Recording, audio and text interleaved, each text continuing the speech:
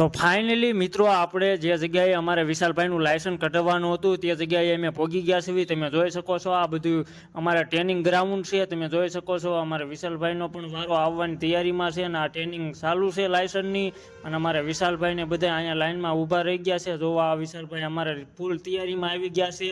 ખાલી પરીક્ષા એમને દેવાની છે. પરીક્ષામાં પાસ થઈ ગયા એટલે લાયસન્સ એમને મળી જવાનું છે. क्या बात है सर, क्या बात है सर. તો આવું બધું હોય છે મિત્રો. આ લાયસન્સ કઢાવવામાં લાયસન્સ કઢાવવું કાંઈ હેલું નથી હોતું. પહેલાં આવું બધું તમારે કરવું પડે છે, શીખવું પડે છે, પછી તમને લાયસન્સ મળે. તમે બધા સમજી રહેશે ને હું શું કહેવા માંગુ છું. અને અમારે આ રીતે બધું અહીંયા આયોજન ચાલુ છે. તમે જોઈ શકો છો આ અમારા મોટા ભાઈ ટ્રેનિંગ આપી રહ્યા છે, કેમ કે આ પરીક્ષામાં ફેલ ન થાય એ માટે. તો હવે આપણે જઈ રહ્યા છીએ જ્યાં વિશાલભાઈને પરીક્ષા દેવાની છે તે જગ્યાએ અમે જઈ રહ્યા છીએ. વિશાલભાઈની બધા આગળ વ્યા ગયા છે અને અમે પાછળ રહી ગયા છીએ. Bye bye tata goodbye गया.